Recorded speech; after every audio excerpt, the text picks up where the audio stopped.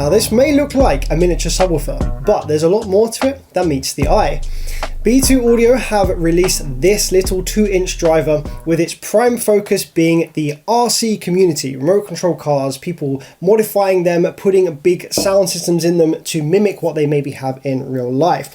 So the prime function of this driver is not any real acoustical work. It's designed to look cool and to move a lot, which it does. It looks freaking fantastic. But it is still a functioning driver. So what is it and what can we do with it in a real sense? I'll tell you first and foremost, it is not a miniature subwoofer, and we can have a look at the TS parameters to figure out why.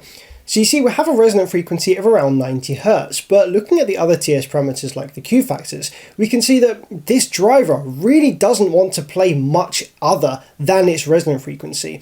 The best way I can compare this is to imagine a massive pendulum, okay? And a pendulum is the driver's cone and moving mass, and the thing that's moving the pendulum is the motor and the coil relationship. So normally in a full range driver that can play a wide range of frequencies, the pendulum itself will be very lightweight, and the thing that's moving the pendulum, the arm, will be very strong.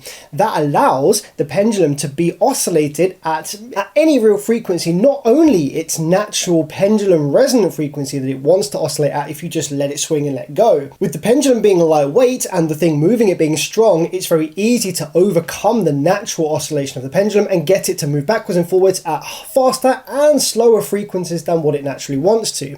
However, in the case of this, and in the case of a lot of subwoofers, that's not the case. Here we have a pendulum that is very, very heavy, and the thing that's moving the pendulum is actually quite weak. So that means that this driver wants to oscillate at its resonant frequency very strongly, and it will swing like crazy at that frequency. But in order to get it to move at any other frequency, we need to really be able to stop that natural oscillation and force it back and forth faster or slower than what it naturally wants to do, and this will have a very hard time doing that. So asking this to play subwoofer frequencies in the real world, like 25 to 60 Hz, it's going to have a real hard time overcoming its natural resonant frequency of 90 Hz here. To help you imagine this better, let's imagine that this is a 12-inch subwoofer, which is, I guess, kind of what it's trying to be. If we scale this and its characteristics up to be a 12-inch subwoofer, then you have a driver with a moving mass of 1 kilogram, a whole kilogram of moving mass, and a resonant frequency of 14 Hz. Couple that with a power handling of 500 watts RMS, and you can imagine what a disaster that driver would be to try to do anything with other than play infrasonics in a large sealed or infinite baffle setup. So now you have an idea of the characteristics of this driver, what it wants to do and what it doesn't want to do. Let's just talk about things that make sound and their size. Typically things that are large want to make lower frequency sounds. Think about that in a musical instrument sense. A big tuba, just by its size, wants to go blah, and to try and make that same note and that same low sound from a tuba that's much smaller is very difficult, not impossible, but you have to make compromises in order to get something that's much smaller to make frequencies it doesn't naturally want to produce. If you just took a tuba and just scaled it down and blew in it, it would emit a much higher frequency, as that's just what it naturally wants to do. Same goes for a drum skin. Larger drum, boom, smaller drum, bim bim bim. With anything that makes sound, there's generally a sweet spot for the frequency that you're asking it to play and its size. And for subwoofers, that kind of seems to be around the 12-inch size. 12 inches appears to be a really good sweet spot for generating frequencies in a loudspeaker fashion between 25 and 90 Hz. And you can fine-tune the materials of that 12-inch sub to make it lean slightly better at the lower side or lean slightly better at the higher side. Now, trying to get a 2-inch driver to produce those same frequencies, 25 to 90 Hz, is extremely difficult just because it really doesn't want to play those frequencies. Trying to make a driver this small, 2 inches, play 30 Hz is exactly as difficult as trying to get a 12-inch driver to play 5 Hz. Imagine trying to design a subwoofer enclosure for a 12-inch sub tuned to 5 Hz and to actually have decent output and efficiency at that frequency range. Very, very difficult. Now, obviously, there is some of that goes on. We have different sizes of subwoofers, not just 12-inch, you have 15s and 18s, and you have 10s, 8s, and 6.5s. Now, as you go down in subwoofer subwoofer size, you're still asking them to play the same kind of frequencies. Like a 6.5 inch sub, you might want from 30 to 90 hertz, the same as you might do from a 12 inch. And in order to get that 6.5 inch driver, which is about half the size of the 12, compromises have to be made. The mass of the cone in relation to the size of the driver has to be much heavier, and the resonant frequency of the driver in relation to its size has to be very, very low. And that's where we come back to this driver.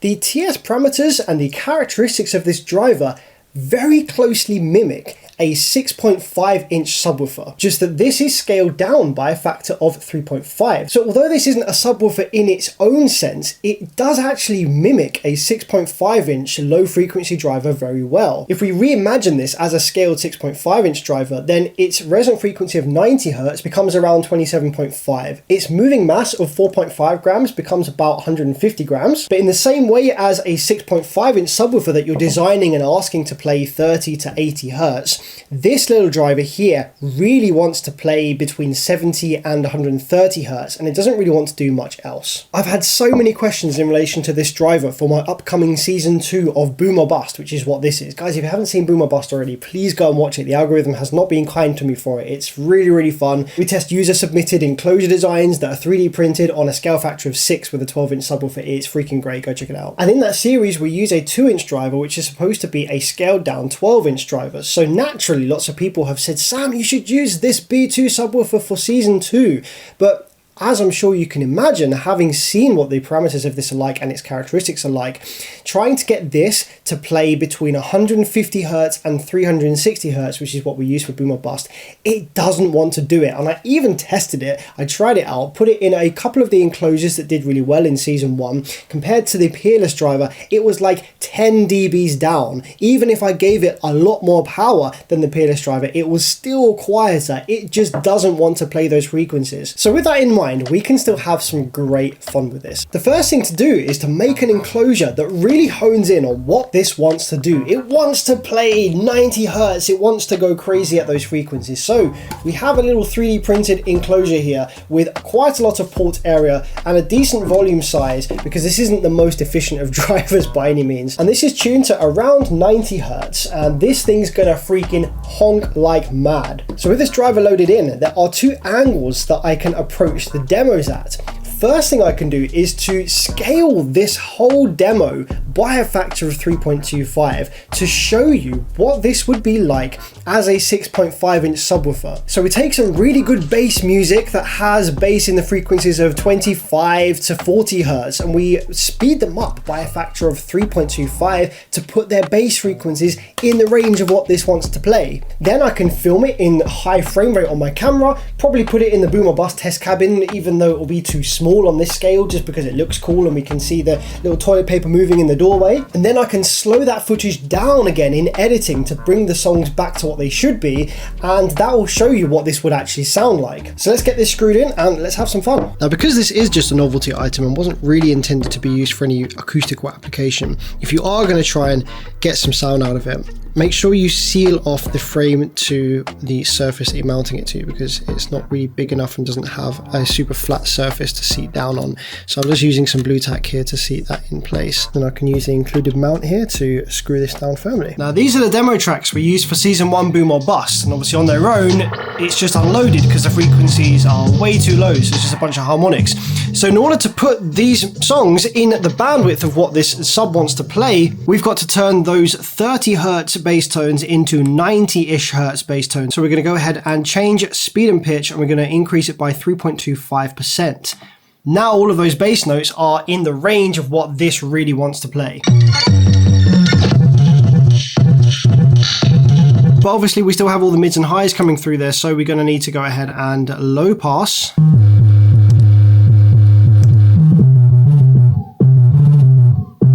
There we go, it looks lovely and snug in there. So what we can now do is film it with the sped up tracks and use a mobile phone or something that can film in high speed like this. So this is what it sounds like in real life.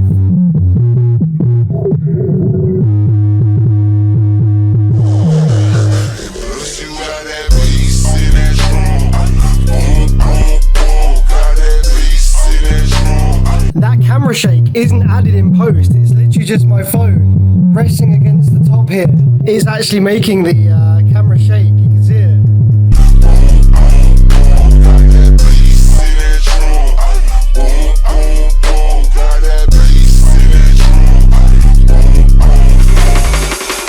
It's going to be a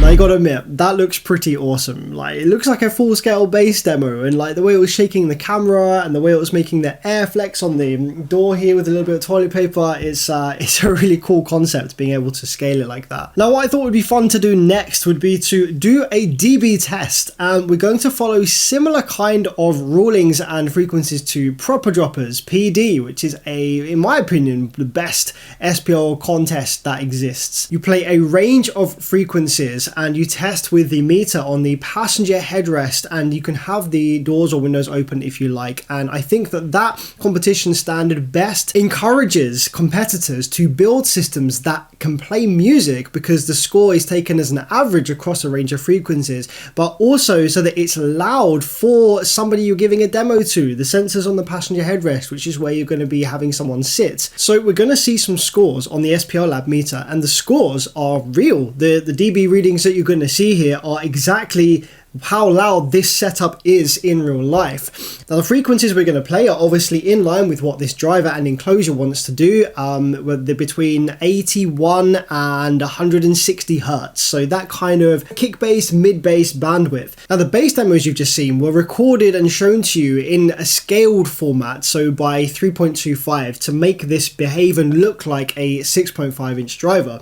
So we're going to do the same thing here with these tests. So although the four frequencies we're going to play are between 81 and 160 hertz, I want you to imagine them as 25, 33, 45 and 60 hertz based on the scaling that we've done the demos with. And the reason that I want you to imagine it like that is because I want you to be able to have something to relate these scores to. So the scores that you're going to see are going to be in line with what you can expect from a 6.5 inch subwoofer on around 150 to 200 watts clamped to the coil inside a small kind of cabin about the size of a kid's Power Wheels car if you sealed it off. You know, you've seen that, so some people have done that before, haven't they? They've kind of taken a kid's ride-on toy and built it up, made it a kind of sealed cabin volume, and then chucked some 6.5s or 8s or something, and yeah, they're really cool. So that's just going to give you a way to compare what you're seeing here to something that you maybe have seen or can relate to in real life. So the first frequency we're going to play is about 81 hertz, which in our thought experiment, with this being a 6.5 inch driver, scales to 25 hertz. So this is a little under the box tuning here.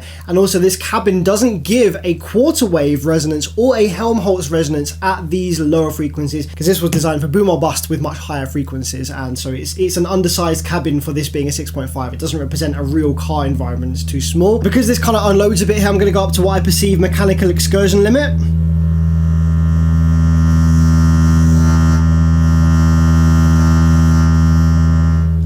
That's 20 watts there on the watt meter, and it's doing a 133 dBs on the nose. So again, imagine this as a 6.5 inch driver in a little Power Wheels at 25 hertz. That's not too bad. I'd be happy with that in a full-size car. Next frequency up is 33 scaled hertz, which in real life is about 108 hertz. Let's see. I might need to go on the power limit for this one rather than excursion, but let's just see.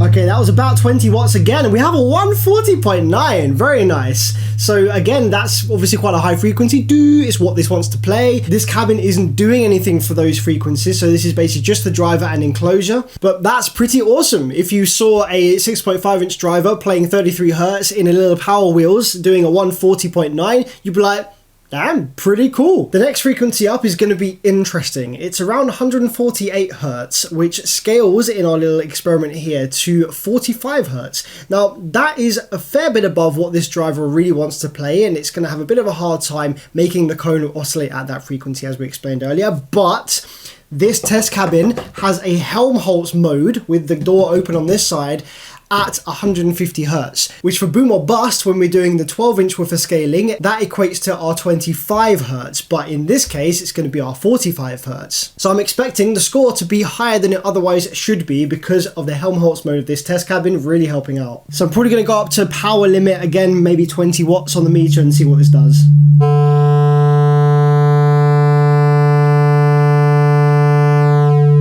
That was 28 watts on there, and it was moving a fair bit, 140.2.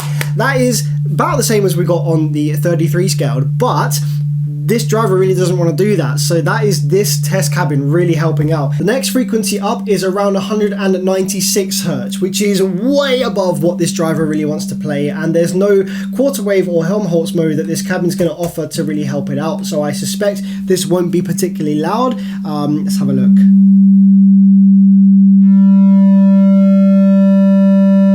Whoa!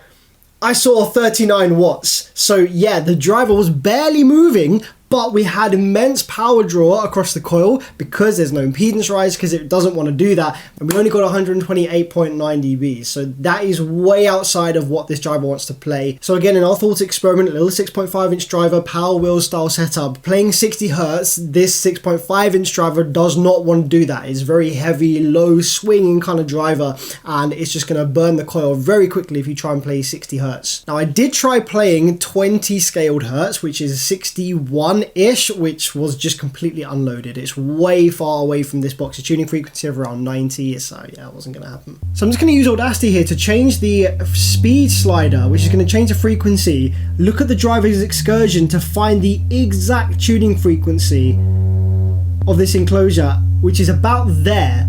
91.5 hertz, and I'm going to throw a bunch of power into this frequency, and let's just see what it does. I might also, just to help it out a little bit, bring my hand over the door opening here just to kind of change the Helmholtz mode. You can see there, just by bringing my hand there, 130.7.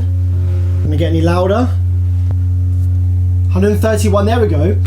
So by bringing my hand across the door here, we're lowering the Helmholtz mode of the cabin. All right, let's see what this does.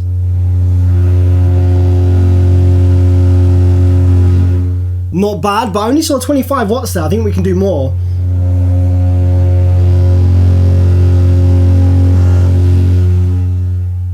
No, that's about where it wants to be. 143-ish dBs at, what does that scale to? 91.5 divided by 3.25. 28 hertz. So yeah, if you saw a 6.5 inch driver in a Power Wheels setup doing a 143 dBs at 28 hertz, would you be impressed? I think I probably would. Especially given that this isn't really a lot of power. The driver here is only 15 watts, and in this example scales to about 150 watts RMS. So although it looks beefy, it's not a super high power handling driver, and it doesn't scale to that either. You can get 6.5s on the market that are like 800,000 watt RMS even these days, and they would be obviously be better suited to something like this. I am curious though, how does the Peerless driver stack up to these scores in the exact same enclosure with the same setup?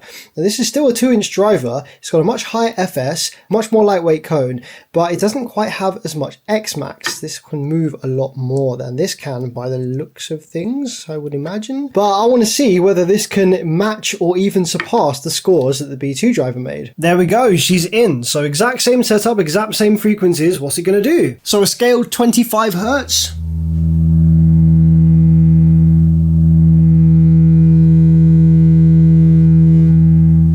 That was 18 watts there on the meter and a 135.3. 33 scaled Hertz.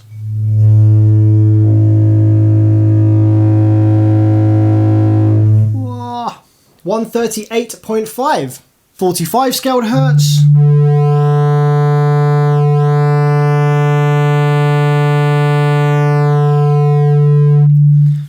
That was only 13 watts, but I'm starting to smell that coil a little bit coming. Oh, 144.7, bloody hell. Okay, nice. Can we get any more, just pushing it a little bit harder? 145! Is there any more in it? 145.2, that's the most we're going to get. Right up to mechanical limit that was. I have no idea how much power it was. And 60 scaled Hertz, which is where the B2 really struggled. It's just under 200 Hertz in real life. But this driver being a lot lighter, with a stronger motor force, should be a lot louder.